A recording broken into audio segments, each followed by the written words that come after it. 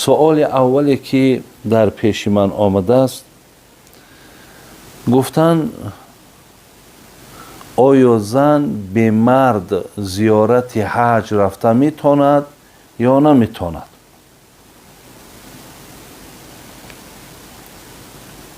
برادران عزیز و گرامی، سوالی که شده است حقیقتاً سوال‌های به امروزه ما بسیار بسیار مهم هست.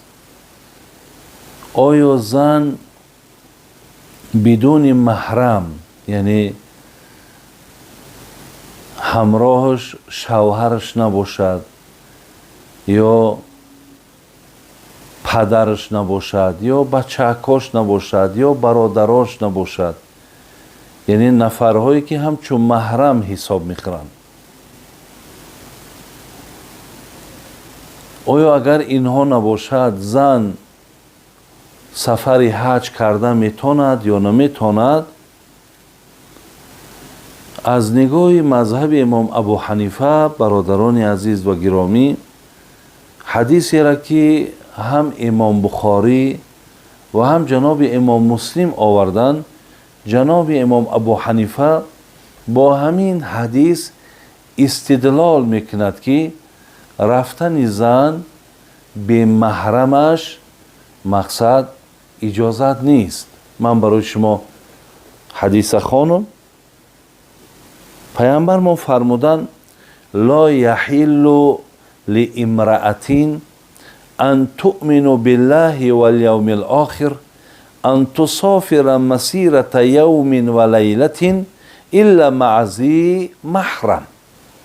پیامبر گرامی گفتن حلال نیست برای زنی که ایمانی با خدا و روز قیامت دارد سفر کند مسافه را که مسافه یک شبانه روز باشد مگر با همراه محرم هاش. یعنی هرگاهی که سفری که اگر از یک روز یا از یک شب عبارت باشد، زن به یک نفر نزدیکش که من نام بردم، به اینها مقصد رفتنش اجازت نیست. چگونه ای که گفتم نزد حضرت امام ابو حنیفه که صاحب مذهب ما و شما هست، جناب امام احمد حنبل هم همچنان همین استدلالی را که همین دلیل را که همین حدیثی را که جناب ابو حنیفه آوردن ویم همین را برای پیروای خودش گویم که گفتن که یعنی به محرم اجازت نیست. اگر به محرم رو هم برادرای عزیز پهلوی دیگه شم دانین، اگر به محرم هم که رود، یعنی محرم هاش نباشد و همراه توده زنها، چگونه ای که امروزها از تاجیکستان ما و شما هم یک گروه زنها به زیارت خانه کعبه می روند،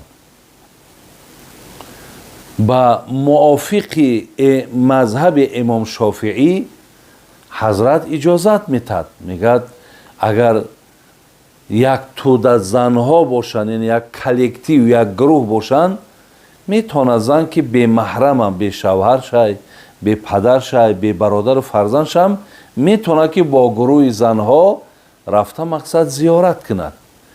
زیرا که امام شافعی میگد که این سفر سفر ضروری که هست، سفری بگیم عبارت از عبادت که هست، خلاص برای این محرم هم ضرورت نداره. ولی در مذهب امام ابو حنیفه گفتیم اجازت نمیتد، لیکن اگر پیروای مذهب امام ابو حنیفه میگه اگر روان هم حج از گردنشان ساقط میشود، ولی با موافق استدلالی که حضرت ابو حنیفه از حدیث بخاری و مسلم آوردن، گناهگار میشوند، برای این گناهشون توبه کنند. این است جوابی که آیا برای زن به محرم رفتن حج اجازت هست یا نه. از بس که برادران عزیز و گرامی امروز بسیاری مادر و خواهرهایی هستند که خلاص مبلغ حج بسیار بلنده، یا اینکه نوبتگذاری که ماندن مقصد یکی از همین موفق می شود. ممکن مرا مادرم یا مرا مثال عائلم نامش می آید، لیکن نام شوهرش، نام یگان محرم هایی که دارد اونها نمی برایند. به این خاطر امروز به موافق مذهب امام شافعی که رفتن گروه زنها یک جا مقصد که سفر عبادت است، اجازت است، ولی به خاطر آنی که ما پیروی از مذهب حنفی میکنیم برای بی محرم رفتن من نزد الله مهربان توبه میکنیم که الله مهربان از همین خطا و کمبودی را که ما انجام دادیم خداوند گناه ما را ببخش. ولی حج از گردنت ساقط می شود، پاداشو بگیم اجری حج البته میگیری خواهر عزیز. برای همین اگر این مسئله هست، این مسئله ها را مقصد در داخل شریعت من صاحبای مذهب الله رحمتشون کند مهنت و زحمت زیاد کردن. ما از اینها مقصد یگان جایی گیله و خفگی و ملالی نداریم. فقط امروز که همین عذرهای را که من بیان کردم که یعنی از ممکن از یک خانه همون یک زن رفته میتونه، دیگرهاش امکانیتی رفتن ندارن، یا در مثال رفتن یعنی نامش نمیبراید یا نوبتش نمیرسد. خلاص بعضی همین سبب ها که هستن مادرها و خواهرای ما اگر روند انشاءالله از این سفر خدا خواهد باز خیر زیاده میارن، گویم هم ایمانهاشون انشاءالله با سیقل میابه، با مهرها و محبتها و اخلاصهاشون به دین خدا زیاد میشود. خدا خواهد این سفر مبارک، این سفر بسیار نیکی هست.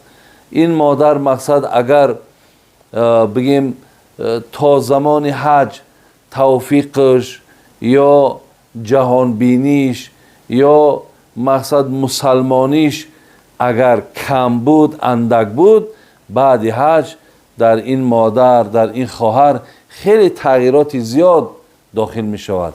برای همین انشاءالله رفتن تان یگان زیانی ندارد مادر و خواهر عزیز، ولی احتیاطاً به خاطری که عزیزای خدا مهنت زحمت کشیدن برای ما دلیل و حجت آوردن، ما نزد الله مهربان توبه هم میکنیم که الله مهربان به این سبب خطا و کمبود کردم که البته این عذر دارد، من را قصدن هم نکردم، خدایا از من این حج قبول کن. انشاءالله مادر عزیز خوب است و خیر است.